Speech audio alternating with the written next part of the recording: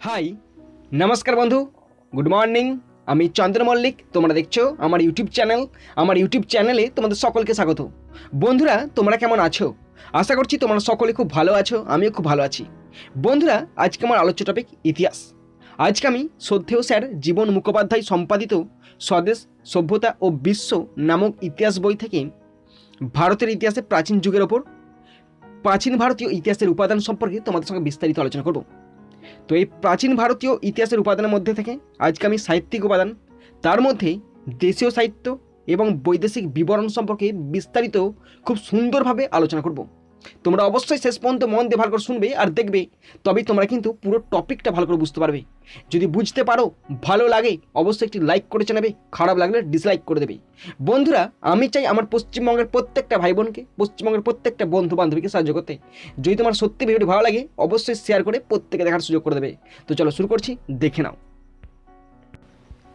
বন্ধুরা দেখো, প্রাচীন ভারতীয় ইতিহাসের উপাদান। তো তোমাদের প্রত্যেককে আমি শেষ পর্যন্ত দেখার জন্য অনুরোধ করছি, তোমরা শেষ পর্যন্ত দেখে নেবে এবং তোমরা নিশ্চয়ই বুঝতে পারবে। তো প্রাচীন ভারতীয় ইতিহাসের উপাদানের মধ্যে ফার্স্ট পয়েন্ট, খুব সুন্দর পয়েন্টটা দিয়েছে এবং একটা কথাতে পুরো ব্যাখ্যা দেওয়া আছে। প্রাচীন ভারতে লিখিত ইতিহাসের অভাব। তো আমরা সকলে জানি প্রাচীন গ্রিসের ইতিহাস আছে, প্রাচীন রোমের ইতিহাস রচনা হয়েছে, কিন্তু ভারতে সেই রকমভাবে কোনো ইতিহাস রচিত হয়নি।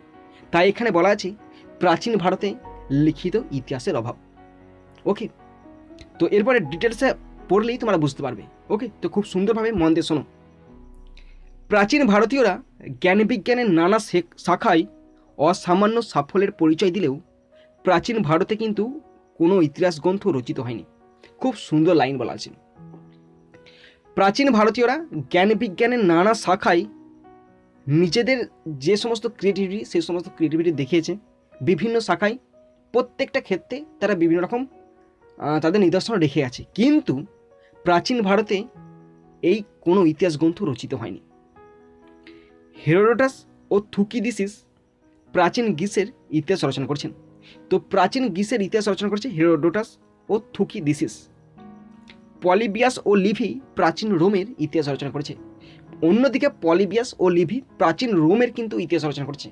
আর এই দুটো লাইন তোমরা ভীষণ ইম্পর্টেন্ট লাইন, আমি বলে দিচ্ছি তোমাদেরকে।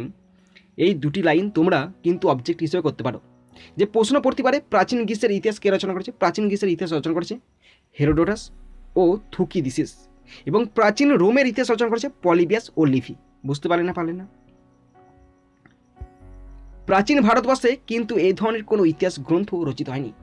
দেখতে পাচ্ছ তোমরা, গ্রিসে ইতিহাস গ্রন্থ রচিত হয়েছে, রোমেতেও হয়েছে, কিন্তু প্রাচীন ভারতবর্ষে এই ধরনের কোনো ইতিহাস গ্রন্থ রচিত হয়নি।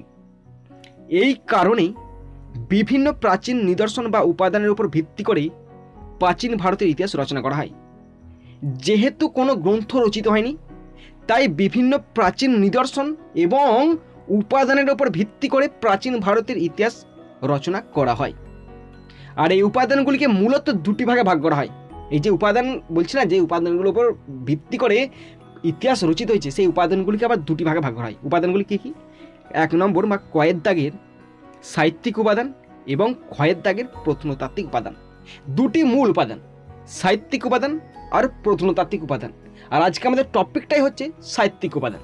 ওকে, তারপরে দেখো, সাহিত্যিক উপাদানকে আবার দুটি ভাগে ভাগ করা হয়। আজকে আমাদের টপিক সাহিত্যিক উপাদান। সাহিত্যিক উপাদানকে আবার দুটি ভাগে ভাগ করা হয়। কী কী? ভারতীয় সাহিত্য এবং বিদেশি সাহিত্য। ভারতীয় সাহিত্য এবং বিদেশি সাহিত্য। অনুরূপভাবে আমাদের দ্বিতীয় ভাগ ছিল প্রত্নতাত্ত্বিক উপাদান। অনুরূপভাবে প্রত্নতাত্ত্বিক উপাদানগুলিকে আবার লিপি, মুদ্রা ও স্থাপত্য ভাস্কর্য, এই 3 ভাগে বিভক্ত করা হয়। দেখো, তো সাহিত্যিক উপাদানকে দুটি ভাগে ভাগ করা হচ্ছে, ভারতীয় সাহিত্য, বিদেশি সাহিত্য। এরপর প্রত্নতাত্ত্বিক উপাদানগুলিকে 3টি ভাগে ভাগ করা হচ্ছে। ভীষণ ইম্পর্টেন্ট, মারাত্মক ইম্পর্টেন্ট। প্রত্নতাত্ত্বিক উপাদানগুলি আমাদের যে কোনো কম্পিটিটিভ এক্সামে, যেখানে তোমার কী বলে অপশনাল পেপার হিসাবে, যেমন WBCS কথা বলছি, অপশনাল পেপার হিসাবে ওখানে যদি কারো ইতিহাস থাকে, তো প্রায় প্রত্যেক বছর এই কোশ্চেনটা রিপিট হয়। তোমরা অপশনাল পেপারে কোশ্চেন খুলে দেখবে, এই কোশ্চেনটা আছেই, মানে একদম 10 ইয়ার্সের খুলে দেখবে, এই কোশ্চেনটা আছে, একদম মারাত্মক ইম্পর্টেন্ট কোশ্চেন। প্রত্নতাত্ত্বিক উপাদানগুলিকে 3টি ভাগে ভাগ করা হয়, লিপি, মুদ্রা ও স্থাপত্য ভাস্কর্য। ওকে বন্ধুরা, দেখো আজকে আমাদের আলোচ্য টপিক সাহিত্যিক উপাদান। সাহিত্যিক উপাদানের মধ্যে প্রথমে পড়েছে দেশীয় সাহিত্য। সাহিত্যিক উপাদানের মধ্যে প্রথমে আছে দেশীয় সাহিত্য। দেশীয় সাহিত্যের আন্ডারে অনেক ভাগ আছে, 4টে ভাগ আছে, 4টে কি 5টে আছে, তোমার পড়লেই বুঝতে পারবে। দেশীয় সাহিত্যের মধ্যে প্রথমে পড়ছে ধর্মীয় সাহিত্য। ধর্মীয় সাহিত্য মানে তোমরা বুঝতেই পারছো, শুধু তোমাদেরকে একটুখানি জ্ঞান যদি থাকে না ধর্মের ব্যাপারে, তোমরা নিজেরাই কিন্তু পুরো জিনিসটাকে নামিয়ে আসতে পারবে, একদম গ্যারান্টেড। ধর্মীয় সাহিত্য মানে কি? ধর্ম সম্পর্কিত। ধর্ম সম্পর্কিত মানে বিভিন্ন ধর্মগ্রন্থ সম্পর্কিত, ধর্মীয় উপাদান সম্পর্কিত, সেটাই তো ধর্মীয় উপাদান বা ধর্মীয় সাহিত্য, তাই না? তো দেখো ডিটেলসে পড়ছি। ওকে, প্রাচীন ভারতে রচিত বিভিন্ন ধর্ম পুস্তক দেখো ও সাহিত্য থেকে এই যুগের ইতিহাসের প্রচুর উপাদান পাওয়া যায়। কি বলা আছে দেখো, আমাদের কিন্তু সেই সময়ের ইতিহাস জানা নাই, আমরা জানলাম কি করে? এই যে বিভিন্ন ধর্মীয় সাহিত্য থেকে আমরা জানতে পেরেছি। তো তাই বলা আছে প্রাচীন ভারতে রচিত বিভিন্ন ধর্মপুস্তক ও সাহিত্য থেকে এই যুগের ইতিহাসের প্রচুর উপাদান পাওয়া যায়। বুঝতে পারছো না? এবার ধর্মীয় সাহিত্যগুলো কি দেখো, বেদ আছে, উপনিষদ আছে, ব্রাহ্মণ, আরণ্যক, পুরাণ, রামায়ণ, মহাভারত, বিভিন্ন, এগুলো তো হলো বেদ, উপনিষদ, ব্রাহ্মণ, আরণ্যক, পুরাণ, রামায়ণ, মহাভারত। এছাড়াও কি আছে? বিভিন্ন বৌদ্ধ ও জৈন ধর্মগ্রন্থ এবং নারদ স্মৃতি, বৃহস্পতি স্মৃতি, মনুস্মৃতি প্রভৃতি স্মৃতিশাস্ত্রগুলি থেকে প্রাচীন ভারতের সমাজ, রাজনীতি, অর্থনীতি সম্পর্কে প্রচুর তথ্যাদি পাওয়া যায়। আর এই সমস্ত ধর্মগ্রন্থগুলিতে কী পাওয়া যায়? প্রাচীন ভারতের সামাজিক দিক থেকে যেমন জানতে পারা যায়, তেমনি রাজনৈতিক দিক থেকে জানতে পারা যায়, তেমনি অর্থনীতি সম্পর্কে প্রচুর কিছু তথ্য পাওয়া যেতে পারে। তো আমি আবার রিপিট করে দিচ্ছি, এখানটা ভীষণ ইম্পর্টেন্ট আছে, ভালো করে শোনো তোমরা।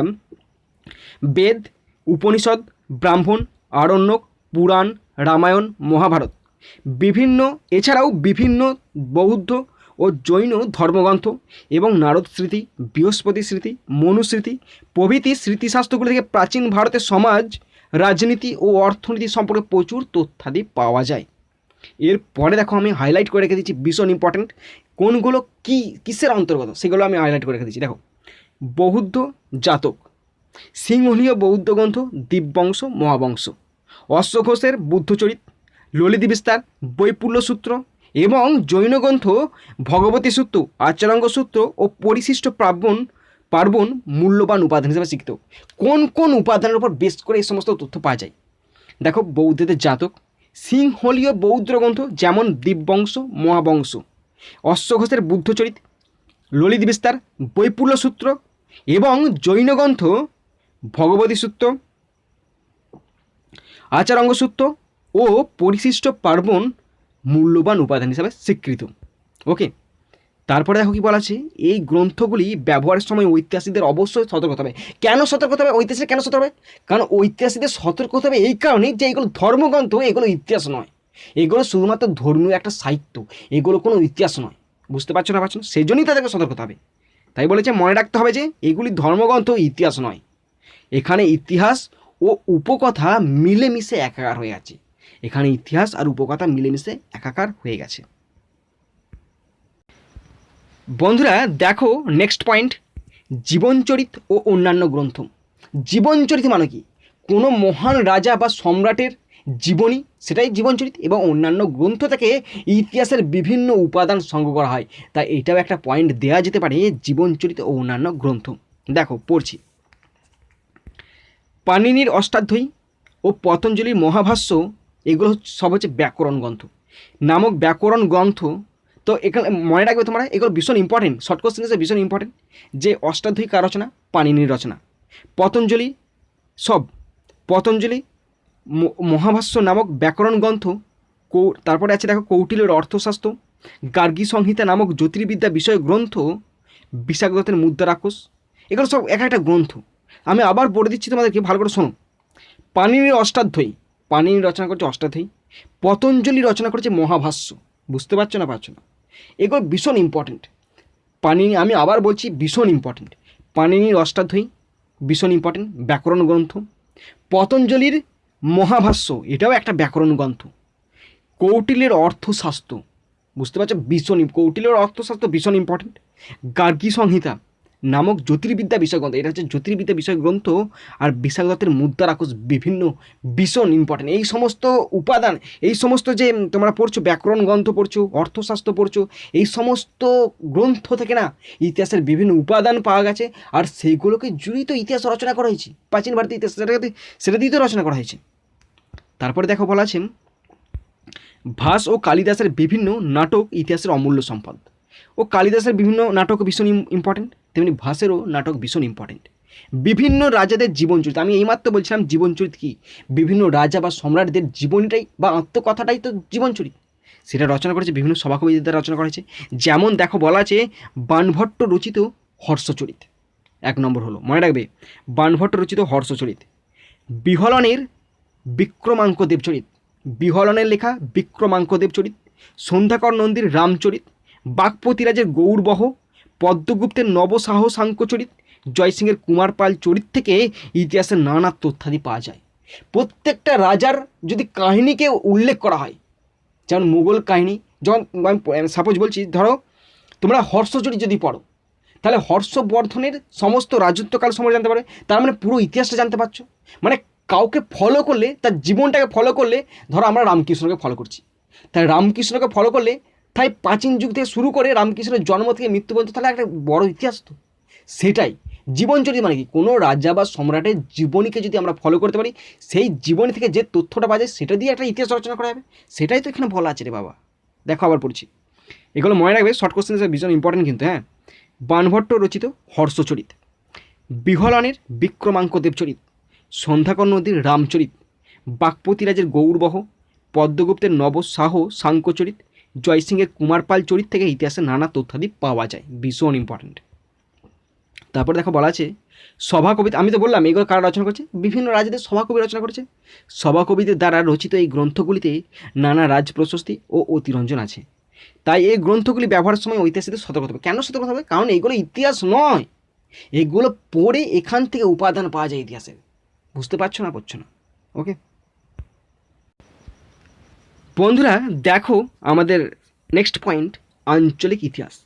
এই কথাটার মধ্যেই সমস্ত কিছু লুকিয়ে আছে। আঞ্চলিক ইতিহাস, অঞ্চল বেছে বেছে, মানে ধরো আমি যে এলাকায় বাস করছি সেটা হচ্ছে আমার অঞ্চল, সে এলাকা থেকে কি হয়েছে, মানে আজকে কেউ শাসন করছে, কোনো পার্টি শাসন করছে, কিন্তু সেটা 10 বছর আগে আলাদা ছিল, তারও আগে যাও 100 বছর আগে সেটা রাজারা শাসন করতো।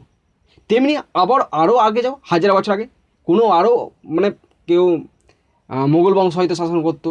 আমি বলছি এমনি তোমাদের বোঝানোর জন্য, আদৌ শাসন করেনি এখানে, মোগল বংশ শাসন করতো বা নবাবদের অধীনে ছিল। সুতরাং অঞ্চল বেশে যে ইতিহাস সেটাই তো আঞ্চলিক ইতিহাস। বুঝতে পারছো না? পারছো না? যেমন মুর্শিদাবাদের কথা বলছি, মুর্শিদাবাদে কারা রাজ করতো? নবাবরা শাসন করতো না? সেটাই তো ইতিহাস রে বাবা, আঞ্চলিক ইতিহাস। ওকে, তো দেখো আলোচনা করে দিচ্ছি তোমাদেরকে। প্রাচীন যুগে রচিত সোমেশ্বরের রাসমালা, ভালো করে মনে রাখবে, এই গ্রন্থগুলো অন্তত মনে রাখবে। প্রাচীন যুগে রচিত সোমেশ্বরের রাসমালা ও কীর্তি কৌমুদী, তাহলে সোমেশ্বরের রাসমালা ও কীর্তি কৌমুদী, অরিসিংয়ের সুকীর্তি সংকীর্তন, মেরুতুঙ্গের প্রবন্ধ চিন্তামণি ও রাজশেখরের প্রবন্ধকোষ থেকে গুজরাট, রাজশেখর রচিত প্রবন্ধকোষ, এখান থেকে কী পাওয়া যায়? গুজরাটের তথ্য পাওয়া যায়। তেমনি কহলনের রচিত রাজতরঙ্গিনী থেকেই কাশ্মীরের ইতিহাস আছে, ভীষণ ইম্পর্টেন্ট, মারাত্মক ইম্পর্টেন্ট। তোমরা কি জানলে তাহলে? রাজশেখর রচিত প্রবন্ধকোষ থেকে গুজরাটের ইতিহাস আনা যায়, তেমনি তেমনি কহলন রচিত রাজতরঙ্গিনী থেকে কাশ্মীরের ইতিহাস জানা যায়, ভীষণ ইম্পর্টেন্ট, অবজেক্টিভ হিসাবে মারাত্মক ইম্পর্টেন্ট। বুঝতে পারছো না? পারছো না? রাজতরঙ্গিনী গ্রন্থে খ্রিস্টীয় 7ম শতক থেকে, এটা আন্ডারলাইন করে দিচ্ছি ভালো করে শোনো কিন্তু, খ্রিস্টীয় 7ম শতক থেকে দ্বাদশ শতক পর্যন্ত কাশ্মীরের ধারাবাহিক ও প্রামাণিক ইতিহাস বিধৃত হয়েছে। দেখো এই রাজতরঙ্গিনী গ্রন্থ না, রাজতরঙ্গিনী গ্রন্থতে 7ম শতক থেকে দ্বাদশ শতক পর্যন্ত কাশ্মীরের ইতিহাস পুরো একদম সুন্দরভাবে বর্ণনা করা আছে, আর এটাই হচ্ছে প্রথম ইতিহাস গ্রন্থ। ওকে, দেখো তারপরে লেখা আছে রাজতরঙ্গিনী হলো প্রাচীন ভারতের একমাত্র গ্রন্থ যাকে যথার্থভাবে ইতিহাস গ্রন্থ বলে আখ্যায়িত করা যায়। তাহলে একমাত্র ইতিহাস গ্রন্থ কোনটা? কহলেনের রচিত রাজতরঙ্গিনী। ওকে, তারপরে দেখো বলা আছে এছাড়া সিন্ধু, নেপাল ও দাক্ষিণাত্যের বিভিন্ন অঞ্চলে বেশ কিছু ইতিহাস গ্রন্থ পাওয়া যায়। এই অঞ্চল বেশে পাওয়া গেছে না, যেন সিন্ধু উপত্যকা, নেপালে কিছু পাওয়া গেছে, দাক্ষিণাত্যে কিছু পাওয়া গেছে, সেটাই তো অঞ্চল বেশে ইতিহাস। বুঝতে পারছো না পারছো না? বন্ধুরা দেখো আমাদের নেক্সট পয়েন্ট, বৈদেশিক বিবরণ। বৈদেশিক বিবরণ মানে কি? বৈদেশিক বিবরণ মানে হলো বিদেশিদের দ্বারা লিখিত গ্রন্থ থেকে ভারতের প্রাচীন ইতিহাস সম্পর্কে অনেক মূল্যবান তথ্য পাওয়া যায় এবং সেগুলোর উপর ভিত্তি করে ভারতের প্রাচীন যুগের ইতিহাস রচনা করা হয়েছে। তো দেখো আমি পড়ছি, ভালো করে শোনো। বিদেশিদের লিখিত বিবরণ দেখতে পাচ্ছ তোমরা, প্রাচীন ভারতীয় ইতিহাসের গুরুত্বপূর্ণ উপাদান হিসেবে স্বীকৃত। মানে বিদেশি কোনো লেখকের বা লেখিকার লিখিত বিবরণ প্রাচীন ভারতীয় ইতিহাসের গুরুত্বপূর্ণ উপাদান হিসেবে স্বীকৃত। এরপরে বলা আছে ভীষণ ইম্পর্টেন্ট, আমি হাইলাইট করে দিয়েছি, দেখে নাও তোমরা। ইতিহাসের জনক হিসাবে পরিচিত কে বলতো? গ্রিক ঐতিহাসিক হেরোডোটাস ও গ্রিক চিকিৎসক টেসিয়াসের রচনা থেকে ভারতের উত্তর পশ্চিম সীমান্তে পারসিক আধিপত্যের কথা জানা যায়। তো ইতিহাসের জনক হেরোডোটাস এবং গ্রিক চিকিৎসক টেসিয়াসের রচনা থেকে, মানে এই দুজনের রচনা থেকে কী বুঝতে পারা যায়? ভারতের উত্তর পশ্চিম সীমান্তে পারসিক আধিপত্যের কথা জানা যায়। তার মানে বুঝতে পারছো এই গ্রন্থগুলি পড়লে একটা ভারতে যে সাম্রাজ্য বিস্তার লাভ করেছে সেই সাম্রাজ্যের কথাও জানতে পারা যায়, সেটাই তো একটা উপাদান, তাই না?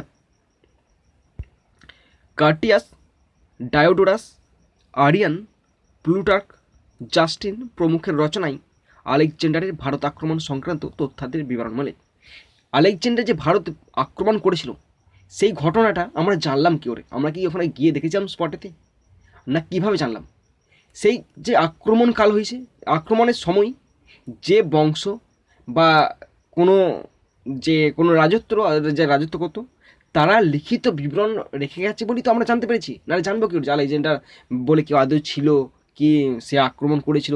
আমরা জানতে পারলাম কি করে? গ্রন্থ পড়তে জানতে পেরেছি। তাই বলছে দেখো এখানে বলা আছে কার্টিয়াস, ডায়োডোরাস, আরিয়ান, প্লুটার্ক, জাস্টিন প্রমুখের রচনায় আলেকজান্ডারের ভারত আক্রমণ সংক্রান্ত তথ্যাদের বিবরণ মেলে। তারপরে বলা আছে গ্রিক দূত মেগাস্থেনিস, ডেইমেকাস ও ডায়োনিসাসের রচনায় মৌর্য যুগের বিবরণ পাওয়া যায়। তো কী কী বলা আছে এখানে? গ্রিক দূত মেগাস্থেনিস, ডেইমেকোস ও ডায়োনিসাসের রচনায় মৌর্য সাম্রাজ্যের বিবরণ পাওয়া যায়।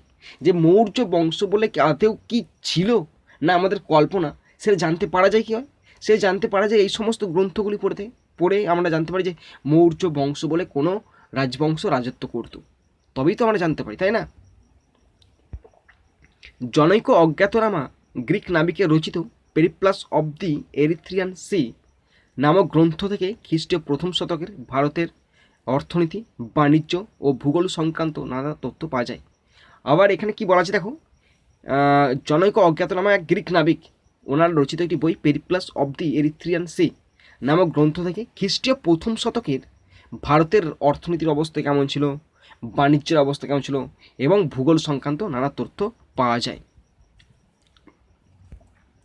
টলেমির ভূগোল ও প্লিনির রচনাও মূল্যবান ঐতিহাসিক উপাদান। টলেমির ভূগোল এবং প্লিনির রচনাও মূল্যবান ঐতিহাসিক সম্পদ।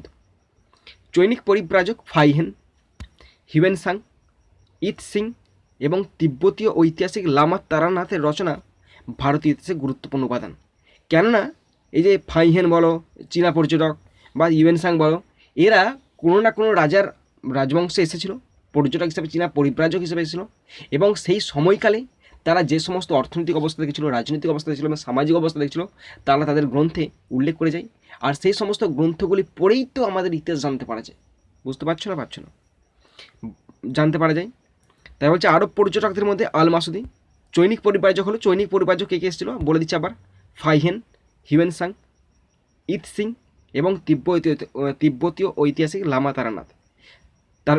এরপরে আছে আরব পর্যটকদের মধ্যে আল মাসুদি, সুলেমান, হাসান নিজামি খুবই উল্লেখযোগ্য। তো আরব পর্যটকদের মধ্যে কারা কারা উল্লেখযোগ্য? আল মাসুদি, সুলেমান, হাসান নিজামি খুবই উল্লেখযোগ্য। এদের রচিত কোনো গ্রন্থ থেকে আবার জানতে পারি যে ভারতের ইতিহাস সম্বন্ধে অনেক তথ্য পাওয়া যায়। আল বিরুনি রচিত দেয়া আছে আল বিরুনি রচিত তহকক ই হিন্দ, ভালো করে শুনে নাও। আল বিরুনি রচিত তহকক ই হিন্দ গ্রন্থে খ্রিস্টীয় একাদশ শতাব্দীর সূচনা পর্বে ভারতীয় জীবনের বহু মূল্যবান তথ্য পাওয়া যায়। তো দেখো কি বলা আছে, আল বেরুনি রচিত তহকক ই হিন্দ গ্রন্থে খ্রিস্টীয় একাদশ শতাব্দীর সূচনা পর্বে ভারতীয় জীবনের বহু মূল্যবান তথ্য বিবৃত হয়েছে। তো বন্ধুরা, তোমরা যারা শেষ পর্যন্ত শুনলে বা দেখলে তোমাদের সকলকে আমি ধন্যবাদ জানাই। তো বন্ধুরা, এখানেই শেষ করছি ভিডিওটি। সুন্দর থাকবে, সুস্থ থাকবে, টেক কেয়ার, থ্যাংক ইউ, জয় হিন্দ, বন্দে মাতারাম।